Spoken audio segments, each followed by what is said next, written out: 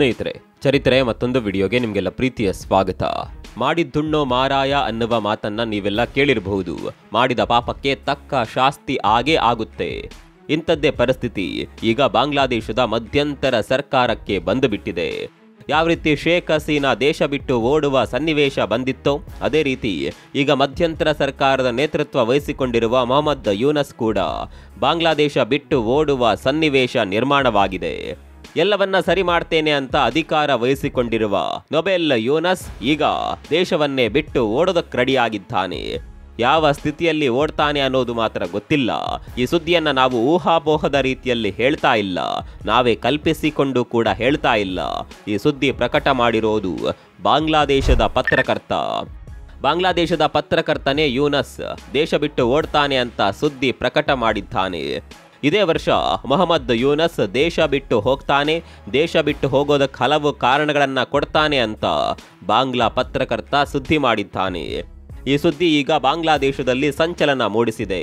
ಪ್ರಧಾನಿಯಾಗಿದ್ದ ಶೇಖ್ ಹಸೀನಾರನ್ನ ನಾವೇ ಓಡಿಸಿದ್ವಿ, ಇವನೊಬ್ಬ ನೊಬೆಲ್ ಪ್ರಶಸ್ತಿ ತೆಗೆದುಕೊಂಡಿದ್ದಾನೆ ಅಂತ ಇವನಿಗೆ ಅಧಿಕಾರ ಕೊಟ್ವಿ, ಈಗ ಇವನು ಕೂಡ ಓಡಿ ಹೋದರೆ ನಮ್ಮ ದೇಶದ ಮುಂದಿನ ಗತಿ ಏನು ಅಂತ ಅಲ್ಲಿನ ಜನ ಚಿಂತೆಯಲ್ಲಿದ್ದಾರೆ. ಹೀಗೆ ಇಂಥದ್ದೊಂದು ಸುದ್ದಿ ಪ್ರಕಟವಾಗ್ತಾ ಇದ್ದಂತೆ ಬಾಂಗ್ಲಾದಲ್ಲಿ ಹಲವು ಚಟುವಟಿಕೆಗಳು ಬಿರುಸುಗೊಂಡಿದೆ. ಯಾವ ರೀತಿ ಸಿರಿಯಾದಲ್ಲಿ ಸಂಘರ್ಷಗಳು ನಡೀತಾ ಇದ್ವೋ ಅದೇ ರೀತಿಯ ಸಂಘರ್ಷಗಳು ಬಾಂಗ್ಲಾದಲ್ಲೂ ನಡೆಯುವ ಮುನ್ಸೂಚನೆಗಳು ಸಿಗ್ತಾ ಇದೆ. ಅಷ್ಟಕ್ಕೂ ಬಾಂಗ್ಲಾ ಮಧ್ಯಂತರ ಸರ್ಕಾರದ ಪ್ರಧಾನಿ ದೇಶ ಬಿಟ್ಟು ಓಡುವ ಪ್ಲಾನ್ ಮಾಡ್ತಿರೋದು ಯಾಕೆ? ಬಾಂಗ್ಲಾ ಪತ್ರಕರ್ತ ಪ್ರಕಟ ಮಾಡಿರುವ ಸುದ್ದಿಯಲ್ಲಿ ಅಂಥದ್ದೇನಿದೆ? ಎಲ್ಲವನ್ನ ಡೀಟೇಲ್ ಆಗಿ ತೋರಿಸ್ತೀವಿ ನೋಡಿ.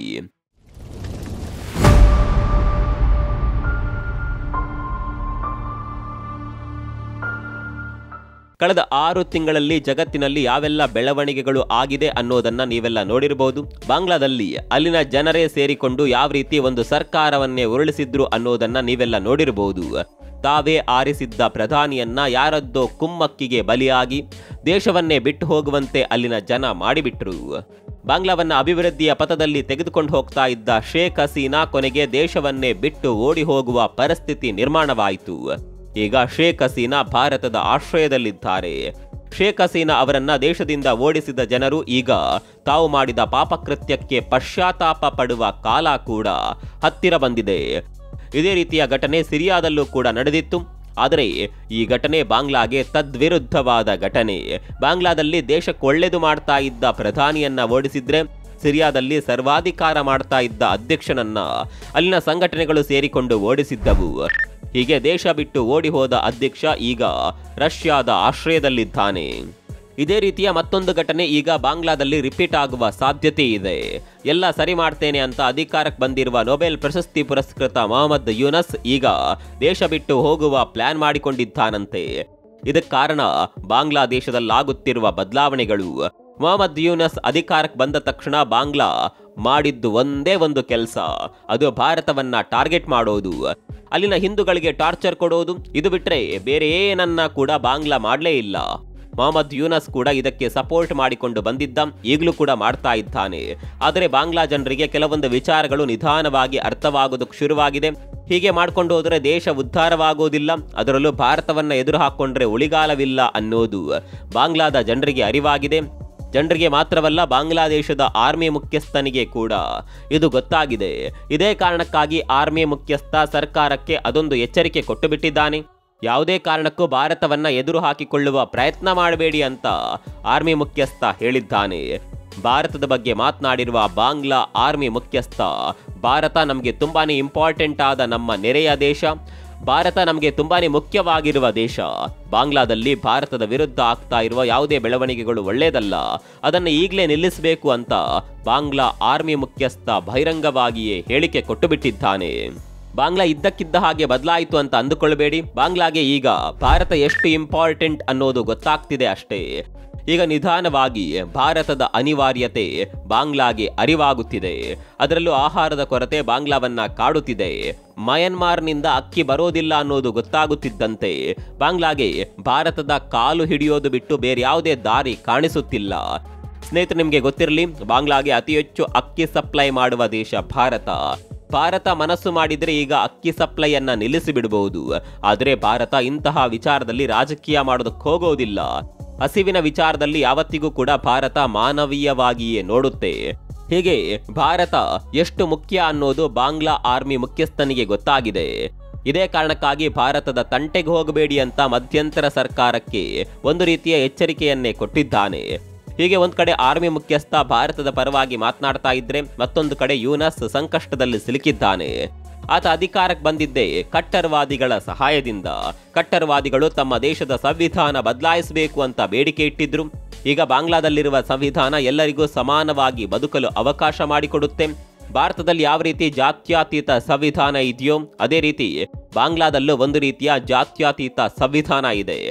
ಆದರೆ ಕಟ್ಟರ್ವಾದಿಗಳು ಮುಸ್ಲಿಂ ಮೂಲಭೂತವಾಗಿರುವ ಸಂವಿಧಾನವನ್ನೇ ರಚಿಸಬೇಕು ಅಂತ ಪಟ್ಟು ಹಿಡಿದಿದ್ದಾರೆ. ಅದಕ್ಕೆ ಡೆಡ್ಲೈನ್ ಅನ್ನ ಕೂಡ ಕೊಟ್ಟಿದ್ರು. ಆದರೆ ಮೊದಲ ಡೆಡ್ಲೈನ್ ಮುಗಿದಿದೆ. ಮುಂದಿನ ಡೆಡ್ಲೈನ್ ಜನವರಿ 15ಕ್ಕೆ ಕೊಟ್ಟಿದ್ದಾರೆ. ಅಲ್ಲಿವರೆಗೆ ಸಂವಿಧಾನ ಬದಲಾಗದೇ ಇದ್ರೆ ಯಾವ ರೀತಿ ಶೇಖ್ ಹಸೀನಾ ಅವರನ್ನ ದೇಶದಿಂದ ಓಡಿಸಿದ್ದೆವೋ ಅದೇ ರೀತಿ ನಿಮ್ಮನ್ನ ಕೂಡ ಓಡಿಸುತ್ತೇವೆ ಅಂತ ಕಟ್ಟರ್ವಾದಿ ಸಂಘಟನೆಗಳು ಯೂನಸ್ಗೆ ಎಚ್ಚರಿಕೆ ಕೊಟ್ಟಿವೆ.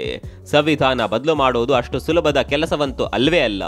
ಒಂದು ವೇಳೆ ಬದಲು ಮಾಡಿದರೆ ಜಾಗತಿಕ ಮಟ್ಟದಲ್ಲಿ ಯಾವ ರೀತಿಯ ಒತ್ತಡ ಬರುತ್ತೆ ಅನ್ನೋದು ಯೂನಸ್ಗೆ ಗೊತ್ತಿದೆ.